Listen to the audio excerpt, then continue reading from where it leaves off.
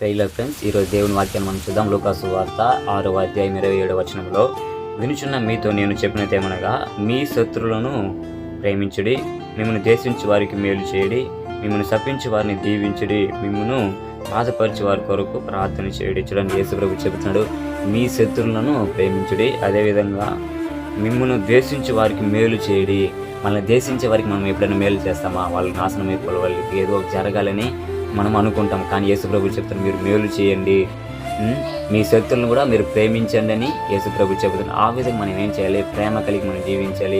మన శత్రువులు కూడా మనం ప్రేమించే వారిగా మనం జీవించాలి. ఎప్పుడైతే మన శత్రువులు మనం ప్రేమిస్తూ మనం ఉంటామో, మనల్ని శపించే వారిని ఎప్పుడైతే మనం దీవిస్తామో, అప్పుడు మనం ఆశీర్వాదకరంగా ఉంటాము. ఎందుకని యేసు ప్రభుని సిలువలో కొట్టినప్పుడు కూడా యేసు ప్రభు చూడండి, తండ్రి వీరేం చేస్తున్నారు, వీరు ఎరుగురు కనుక వీరిని క్షమించని సిలువలో కొట్టున్న వారి కొరకు ప్రార్థన చేశాడు. ఆ విధంగా మనం ఏం చేయాలి? మన శత్రువులు మనం